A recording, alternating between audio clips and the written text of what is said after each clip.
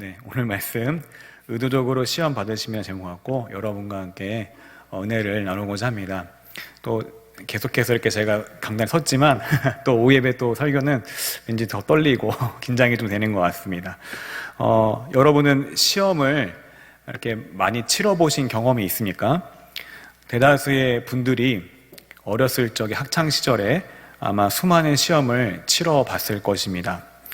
시험을 보기 전에 저는 특별히 수학을 굉장히 싫어했습니다. 과목 중에. 그래서 수학 시험 전날에 몇 번씩 꿈을 꾼 적도 있는데요. 아직 시험을 치르지도 않았는데 꿈에서 시험지를 받았는데 시험지의 내용이 하나도 무슨 내용인지 모르겠는 겁니다. 글씨가 하나도 안 보이고 꿈인데도 막 뒤에서 막 식은땀이 막 나는 겁니다. 그래가지고 막 풀다가 하나도 못 풀다가 이제 깼는데 휴 다행이다 하고서 그리고 다행히 이제 그 다음날에 시험을 그래도 어느 정도 잘 치렀던 그런 또 기억이 있습니다. 또 어떤 때는 정말 이제 보기 싫은 그런 시험 날짜가 다가오면은 내일이 안 왔으면 좋겠다. 막 이 세계가 막 멸망했으면 좋겠다. 어린 마음에 이제 그런 생각도 잠깐이지만 한 적이 있습니다. 보통 사람들은요, 이 시험을 치르기 싫어하고 또 부담스러워하고 또 어려워합니다. 그런데 오늘 말씀에서는 예수님께서 의도적으로 그 어려운 시험을 치르러 가십니다. 오늘 말씀은 세례 요한에게 세례를 받으신 뒤에 이제 광야에서 사탄에게 시험을 받으신 예수님의 이야기입니다. 성경에서 말하는 시험은 크게 두 가지가 있습니다. 먼저는 이 테스트로서의 시험으로서 어떤 믿음의 연단과 믿음을 더 자라기 위해서 더 성숙하고 성장하기 위해서 하나님께서 주시는 그런 시험이 있습니다. 그래서 우리의 믿음이 자라나고 우리의 믿음을 결국에 확증해 보이는 그런 테스트로서의 시험이 있는 것입니다. 또 다른 하나의 시험은 유혹으로서의 시험입니다. 이 유혹으로서의 시험은 이 죄를 짓게 하기 위해서 우리에게 어떤 여러 가지 마음 가운데 유혹을 계속해서 주는 그런 시험들이 있는 것입니다.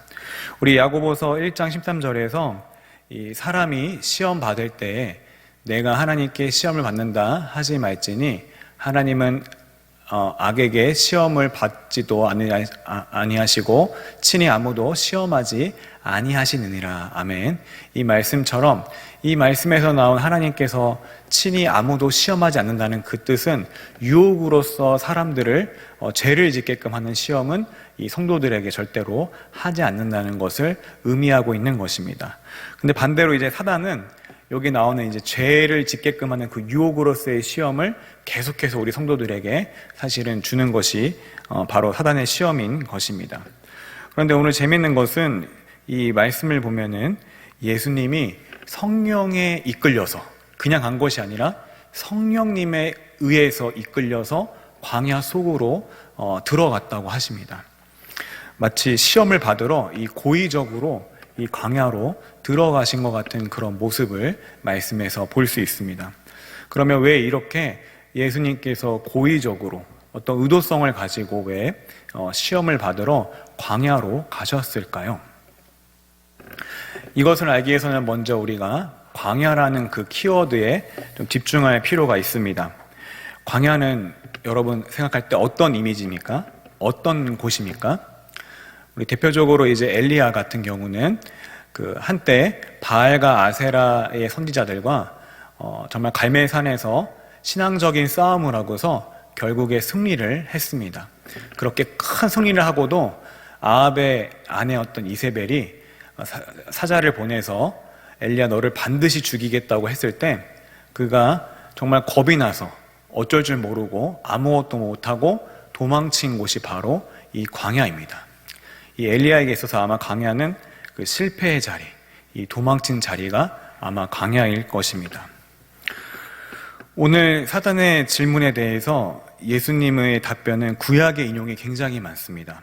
특별히 사람이 떡으로만 사는 것이 아니오라는 그 말씀의 답변은 신명기 8장 3절에 나오고요. 그리고 주 너의 하나님을 시험하지 말라는 신명기 6장 16절에 나오게 됩니다. 또 사단아 물러가라 주 너의 하나님을 경배하고 다만 그를 섬기라는 말씀은 신명기 6장 13절을 인용한 것입니다.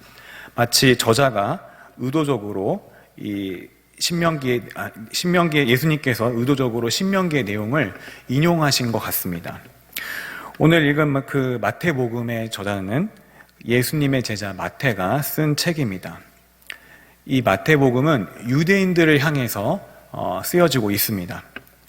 유대인들에게 너희가 나무에 달아 죽인 그 예수가 사실 너희가 그토록 고대하고 기대했던 메시아란 것을 나타내기 위해서 쓰인 것입니다. 또한 율법의 완성이신 그리스도를 증거하고 있습니다.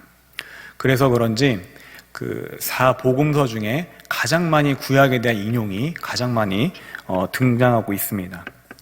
그리고 특별히 마태는 모세를 마치 예수님의 사건과 많이 비교하면서 모세와 예수님을 이렇게 모형으로서 이렇게 모세의 사건들을 많이 다루는 모습을 볼 수 있습니다. 특별히 신명기 18장 15절에서는 내 하나님 여호와께서 너희 가운데 내 형제 중에서 너를 위하여 나와 같은 선지자 하나를 일으키시리니 너희는 그의 말을 들을지니라, 이 말씀이 나옵니다. 근데 왜 계속해서 이렇게 마태가 이 모세랑 예수님을 비교하면서 계속 등장을 시키냐면, 이 모세는 당시의 유대인들이 가장 존경했던 선지자 중에 한 명입니다. 그 예전에 구약의 교수님한테 듣기로는 모세는 뭔가 하나님의 아들과 뭔가 그 인간의 뭔가 그 중간 사이에 있을 정도로 유대인들이 굉장히 존경하고 굉장히 인정한 그 선지자가 바로 모세인 것입니다. 율법을 시내산에서 수령을 했고 정말 그 민족을 정말 가나안 땅 근처까지 이끈 굉장히 훌륭한 지도자인 것입니다. 그런데 오늘 방금 읽은 그 말씀처럼 이스라엘 백성에게 이 모세가 가나안 땅에 들어가기 전에 하나님께서 나와 같은 선지자를 또 세울 것이라고 이야기를 했습니다. 그래서 유대인들은 이 모세의 그 예언에 따라서 앞으로 장차 오실 그 메시아가 모세와 같은 선지자일 것이다, 이렇게 믿었기 때문에 계속 마태는 의도적으로 그 모세 사건과 예수님의 사건을 계속 비교하며 등장을 시키는 것입니다. 아니, 어떻게 보면 모세보다 훨씬 더 큰 자가 바로 예수님이라고 오늘 마태는 기록을 하는 것입니다.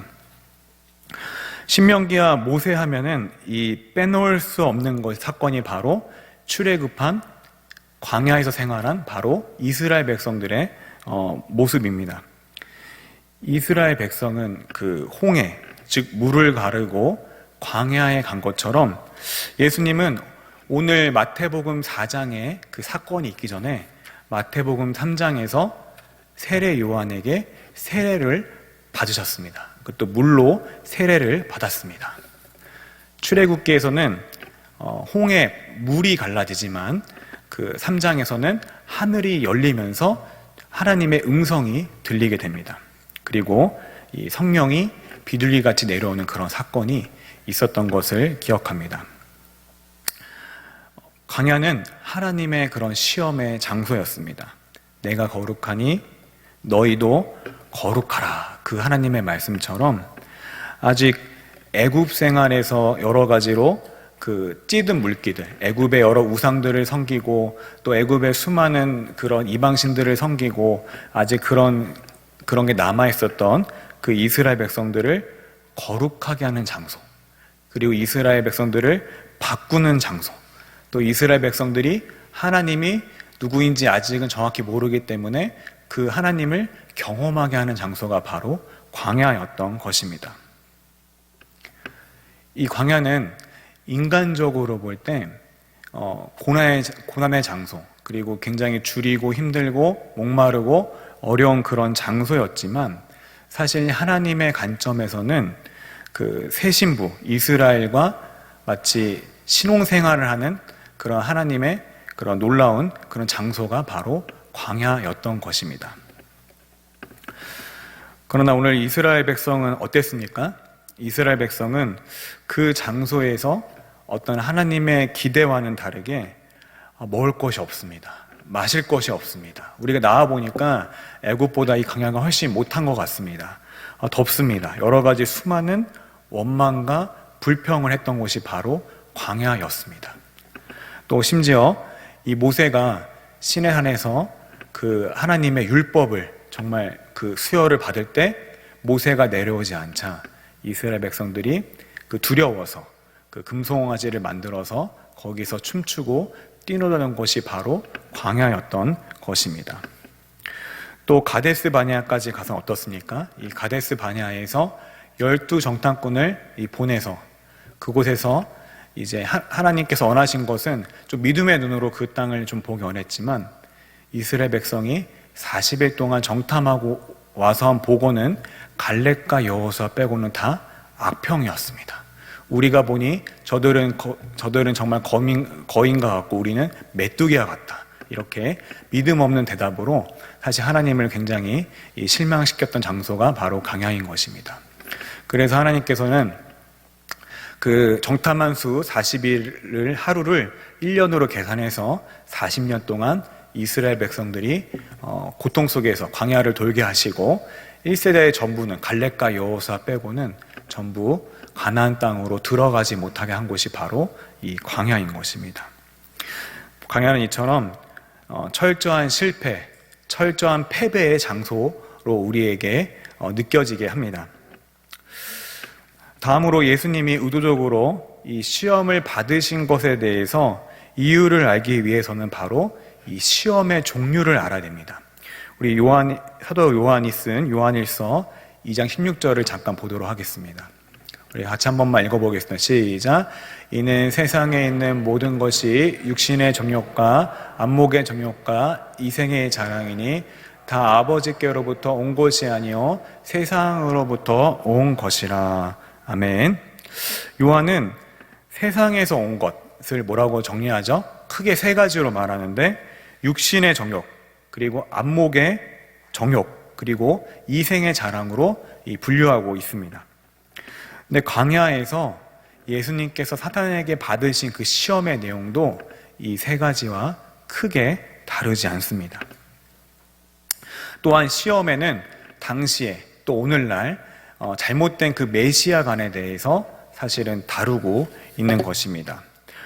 먼저 첫 번째 시험인 사단이 정말 너가 만일 전능한 하나님의 아들이거든 이 돌들로 떡덩이가 되게 해봐라. 이렇게 하는 것은 육신의 정욕과 관계가 있습니다. 마귀의 시험에 목표하는 것은 하나님의 아들이신 그 예수님이 하나님의 뜻을 거스리고 그 굶주림을 스스로 벗어나도록 하는 것입니다. 물론 이제 예수님께서 배고프다고 떡을 먹는 것 자체가 이 죄가 되지는 않습니다. 그러나 하나님께서 이때 원하시는 것은 떡을 먹는 것이 아니었습니다. 이 예수님께서는 마귀의 이런 시험의 직면에서 이 하나님의 뜻을 분명하게 알고 있었습니다. 그것은 예수님께서 지금 겪고 있는 그런 굶주림은 하나님께서 그에게 신명기 8장 3절의 교훈처럼 이 사람이 떡으로만 하는 것이 아니라 오직 하나님의 입으로부터 나오는 모든 말씀으로 살 것이라 하였느니라 하시니 라는 그 말씀을 인성으로서 하나님께서 가르치시고 체험하기 원해서 그 가운데 굶주림 속에 있기를 원하신 것이었습니다. 따라서 지금의 단계에서는 예수님께서 어떤 굶주림을 말하는 것이 중요한 것이 아니라 이 굶주림을 통해서 이 교훈을 배우는 것이 하나님의 뜻이었습니다. 또한 이것은 당시에 유행하던 메시아 강간도 굉장히 상통하는데 너가 메시아면은 사단이 너가 메시아면은 이런 풍요를 가져다 주어야 하는 일들을 사람들에게 해야 한다는 것을 사실 예수님에게 강요하고 있는 것입니다. 이 당시에 많은 사람들이 그렇게 생각했습니다. 메시아가 오면은 우리가 경제적으로 부유한 나라가 되고 우리가 배고픔이 없고 굶주림이 없을 것이라는 그런 잘못된 사상을 갖고 있었습니다. 그러나 예수님은 당시의 경제적인 풍요를 주기 위해 이 땅에 오신 것이 아님을 분명하게 밝히신 것입니다. 다음으로는 마귀는 더 교활하게 예수님을 성전 꼭대기에 세우고 하나님의 아들이거든 너가 한번 뛰어내려 봐라, 이렇게 시험하고 있습니다. 그러나 정말 무서운 것은 이 사단이 이 성경 구절 시편의 91편의 내용을 인용하면서 너를 위해서 사자들을 명해서 너를 받아서 너가 돌에 부딪히지 아니할 거라고 이 시편에 기록되지 않았냐고 하면서 말씀 구절로 예수님을 공격하는 모습을 볼 수 있습니다. 예수님은 정말 하나님의 그 아들로서 그 말씀의 것들, 그 말씀에 기록된 것처럼 천사들을 정말 명하여서 자신이 다치지 않게 할 수도 있는 분이셨습니다. 그러나 예수님은 이 마귀의 의도가 정말 이 시편 91편의 그런 의도를 갖고 이야기한 것이 아니라 바로 이생의 자랑, 너가 정말 하나님의 아들이면 그거를 모든 세계에 온 천하에 입증해 보이라고 유혹을 하고 있는 것을 예수님은 간파하셨습니다. 그래서 똑같이 말씀으로 맞대응을 하시는데 신명기 6장 16절 인용해서 주 너의 하나님을 시험하지 말라, 이렇게 말씀으로 물리치고 있습니다. 마귀의 시험에는 하나님의 신뢰보다는 하나님의 시험에 더 집중하고 있기 때문에 예수님께서 이렇게 그것을 말씀으로 물리치신 것입니다. 또한 이것은 승리하는 메시아관과도 관련이 있습니다. 마귀가 인용한 시편 앞구절에 시편 91편을 보게 되면 한번 띄워주시겠습니까? 너는 밤에 찾아오는 공포와 낮에 날아드는 화살과, 그리고 또 6절 어두울 때 퍼지는 전염병과 밝을 때 닥쳐오는 재앙을 두려워하지 아니하리로다. 아멘. 이 말씀처럼 당시에 있던 그 사람들의 메시아 관념은 어떠냐면은 이 메시아가 오면은 악인만 고난을 받고 의인은 고난을 받지 않는다. 화살도 피해가고 전염병도 피해가고 재앙도 피해간다, 이렇게 생각을 했던 것입니다. 그런데 이런 것에 대해서 예수님은 완전히 부인하면서 너희 하나님을 시험하지 말라고 이야기하십니다. 사실 예수님이 온 것은 이사야에 기록되었듯이 고난받는 종으로서, 죽임당할 어린 양으로서 오셨기 때문에 이런 것들에서 순응하지 아니하고 이런 것들을 시험하지 말라고 말씀으로 물리치신 것입니다. 마지막 시험의 종류는 바로 안목의 정욕입니다. 마귀가 지극히 높은 곳으로 데려가서 천하 만국과 영광을 보여주면서 너에게 이 모든 것을 주겠다, 이 눈에 있는 모든 것들, 이 아름다운 것들을 다 너에게 주겠다고 유혹을 하고 있습니다. 그런데 한 가지 조건이 있습니다. 그것은 바로 나에게 경배하라, 하나님이 아닌 나 마귀 사단에게 경배하라고 이야기를 하고 있는 것입니다. 그러면 이것들을 다 주겠다고 유혹을 하고 있습니다. 어떻게 보면 예수님께서 십자가를 지지도 않고서 어떻게 보면은 이렇게 쉽게 세계를 정복할 수가 있는 그 지름길이 될 수도 있는 그런 길이었습니다. 근데 예수님께서는 이것이 그 하나님에 대한 충성심을 그 사단에게 이제 바꾸려는 의도를 파악하고서 그것을 거부하셨습니다. 또한 이것은 율법을 폐지하려는 메시아관과도 연관이 있습니다. 사단을 경배하라는 것은 십계명에서 나 외에 다른 신을 내게 두지 말라, 그 말씀을 전면으로 부인하게 되는 것입니다. 어쩌면 십계명의 첫 계명을 완전히 부인하는 것입니다.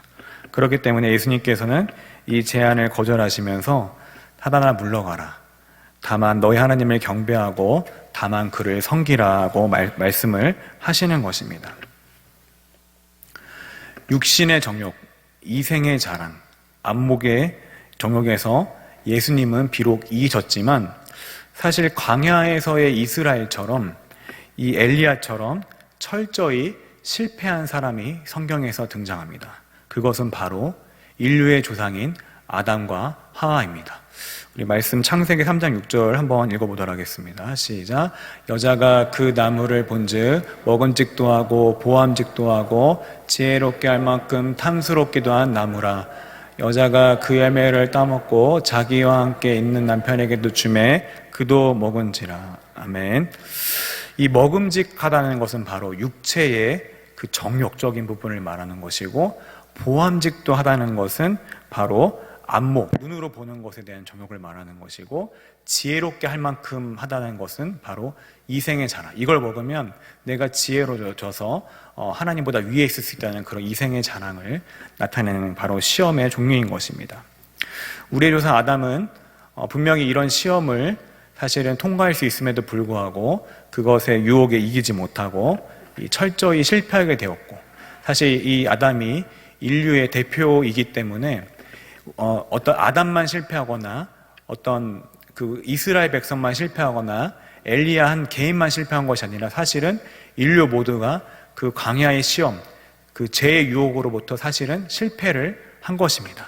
완전히 실패하고 타락하고 우리는 저주를 받아야 마땅한 그런 사람이 된 것입니다. 하지만 로마서에서는 뭐라고 합니까? 이 예수님을 두 번째 아담이라고 합니다. 아담으로 말미암아 죄가 왔듯이 한 사람으로 말미암아 죄가 사라지고 죄로부터 승리할 것을 로마서는 기록을 하고 있습니다. 그러면 이러한 것들을 모두 종합해 볼 때 예수님이 의도성을 가지고 이 광야의 시험을 받으러 가신 이유는, 사단아, 너의 죄의 유혹으로부터 우리 모든 인류는, 또 나의 백성 이스라엘은 완전히 실패하고 타락해서 죄의 종로를 타고 그렇게밖에 살 수 없는 그런 운명이었지만, 나는 너의 죄의 유혹으로부터 반드시 승리할 것이고 그런 죄의 권세로부터 모든 인류에게 자유함을 줄 것이며, 그것을 위해 하나님께 온전히 순종하겠다는 그런 예수님의 의지이며 예수님의 선포인 것입니다. 예수님이 오신 것은 어떤 이 땅에 경제적인 풍요를 주시기 위해서가 아니라, 믿는 자가 고난을 받지 않게 하기 위해서가 아니라, 율법을 지키는 것으로부터 벗어나게 하기 위해서 온 것이 아니라 바로 죄로부터 구해주기 위해서, 죄로 인해서 절망할 수밖에 없는 우리를 건져내시기 위해서 이 땅에 오신 것입니다. 그것이 진정 예수님이 오신, 이 땅에 오신 그 목적인 것입니다. 오늘날도 오늘 말씀을 통해서 우리가 몇 가지 교훈을 받을 수 있는 것은, 오늘날 믿는 자에게도 사실은 시험이 올 수 있다는 것입니다. 예수님도 사단에게 시험을 받았듯이 언제든지 우리한테 시험이 올 수 있다는 것입니다. 그리고 그런 시험의 종류는 오늘날도 바뀌지 않았습니다. 육체의 정욕, 그리고 안목의 정욕, 이생의 자랑, 이 모든 것이 다시 시험의 종류인 것입니다. 예수님이 주일 때 시험을 받으신 것처럼 우리도 우리 자신이 육체적으로나 여러 가지로 가장 어렵고 힘들 때 사실은 그런 죄의 유혹에 취약하기가 쉽습니다. 우리가 또 질병에 있을 때, 또는 굉장히 가난할 때 어떤 술수를 써서, 편법을 써서 어떤 경제적인 이득을 취하려고 그런 유혹들이 다가올 때가 사실 있는 것입니다. 또 반대로 가장 강할 때도 우리에게 유혹이 찾아옵니다. 그리고 왜냐하면 이 강해지면은 이 사람이 높아지고 교만해지고 사실 그 하나님의 자리에 자신이 올라가려고 합니다. 하나님께서 주신 것들임에도 불구하고 마치 내가 한 것처럼, 내가 다 이룬 것처럼 이야기를 하게 되고, 그런 유혹들이 우리에게 순간순간 찾아오게 되고, 우리가 그런 것에 사실은 걸려 넘어질 수 있는 것이 바로 인간의 연약한 모습인 것입니다. 그것은 아무도 피해갈 수 없는 그런 유혹인 것입니다. 그러므로 우리는 항상 시험에 대비해서 깨어 기도하고 또 우리 자신을 돌아봐야 할 것입니다. 두 번째로 우리가 알 수 있는 것은, 오늘 우리가 알 수 있는 것은 광야를 지날 때 취해야 할 자세를 알 수 있습니다. 이스라엘 백성이 그리고 광야를 걸었듯이, 엘리야가 강야에 도망쳤듯이 우리도 반드시 광야를 통과해야 될 때가 있습니다. 그럴 때 우리가 취해야 할 자세는 이스라엘처럼 원망하고 불평하고 악평하는 것이 그런 하나님의 뜻이 아닙니다. 그곳에 지날 때, 하나님, 지금 내가 이 자리에 있는 이유가 무엇입니까? 그리고 하나님의 뜻이 무엇입니까? 내가 이 가운데서 무엇을 배우기 원하십니까? 그러나 무엇보다 하나님이 이 광야를 통해서 궁극적으로 알려주고 싶은 사실은 사실 오늘 말씀에도 나와 있습니다. 신명기 8장 3절에 다시 한번 읽어보겠습니다. 신명기 8장 시작. 너를 낮추시며 너를 줄이게 하시며 너도 알지 못하게 하며 내 조상들도 알지 못하던 만나를 내게 먹이신 것은 사람이 떡으로만 사는 것이 아니요 여호와의 입에서 나오는 모든 말씀으로 사는 줄을 내가 알게 하려 하심이니라. 아멘.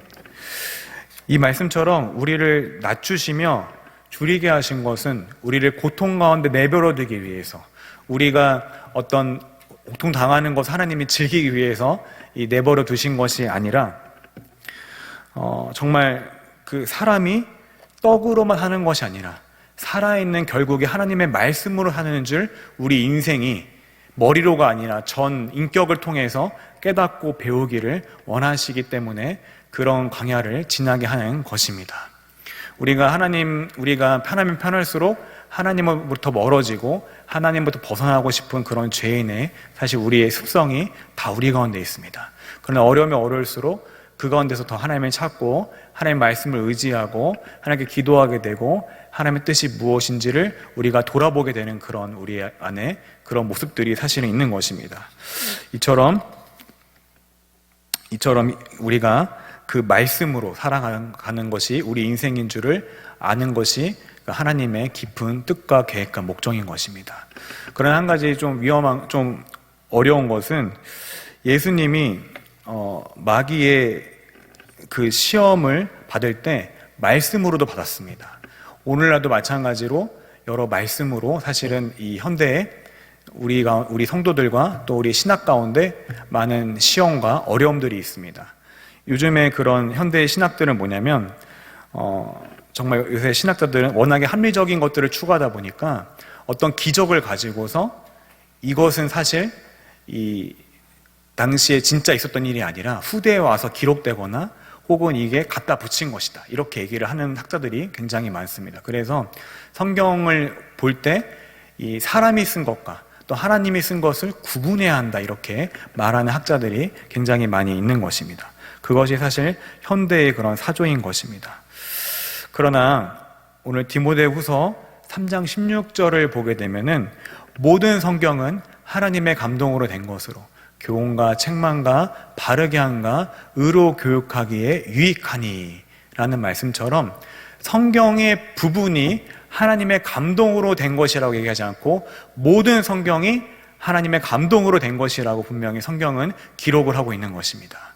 우리가 철저히 이것을 배척하고 이 성경의 부분만 믿어야 한다, 부분적인 것만 사람이 쓴 것이라고 말하는 그런 사조와 현대의 신학들에 대해서 우리가 끊임없이 대항을 해야 하는 것입니다. 우리가 그렇게 모든 성경이 하나님의 말씀이라고 믿을 때 예수님께서 그 마귀의 모든 시험을 다 말씀으로 물리친 것처럼 우리 가운데는 성령의 검인 말씀이 있습니다. 그러므로 우리가 광야를 지날 때 우리 성도들이 더욱더 정말 하나님의 온전한 능력을 경험하고 싶다면 하나님의 그 말씀에 붙들려 하는 것입니다. 하나님의 말씀을 의지해야 되는 것입니다. 나에게 울림이 되고 나에게 깨달음을 주는 그 말씀을 붙잡고 이 광야 한 걸음 한 걸음을 인내하며 나아갈 때 하나님께서 그 걸음걸음을 인도하시고 자신의 뜻대로 하나님께서 우리를 반드시 광야에서부터 통과하게 하실 줄을 우리가 믿으시는 저 여러분 되기를 소망합니다. 또 마지막으로 우리는 광야에서 넘어지고 실패하지만 또 유혹으로부터 끊임없이 계속 넘어지지만 그곳을 지날 때 사실 모든 시험을 이기신 예수님께서 반드시 우리를 도와주신다고 약속하신 것을 우리는 믿어야 할 것입니다. 예수님은 참 하나님이지만 어떤 그리스 로마 신화에 나오는 신처럼 멀리서 인간들의 고통을 멀리서 관망하면서 지켜보면서 희희낙낙하는 그런 신이 아니라 바로 자신이 그 참 고통을 경험하고 또 그 고통 가운데서 인류를 구원하기 위해서 인간이 되셔서 이 땅 가운데 오셨고 죽으셨고 다시 부활하신 분은 예수님밖에 없다는 사실을 우리가 믿어야 하겠습니다. 그래서 그분은 줄이고 목마르고 매맞고 고통을 당하고 버림받고 모욕과 수치와 외로움과 업신여김과 배신을 당함으로써 인류의 모든 그 고통을 다 알고 계시고 아픔을 다 알고 계시기 때문에 우리의 그런 고통과 아픔을 전혀 공감을 못하실 뿐이 아니라 공감을 해주시고, 또 마찬가지로 우리가 그분을 찾을 때, 그 예수님을 이름을 의지하려고 그분의 이름으로 나아갈 때 예수님께서 반드시 우리의 기도에 응답하시고 우리를 도와주시는 분이시라는 사실을 믿으시면서 이 광야를 통과하시는 저 여러분 되기를 소망합니다.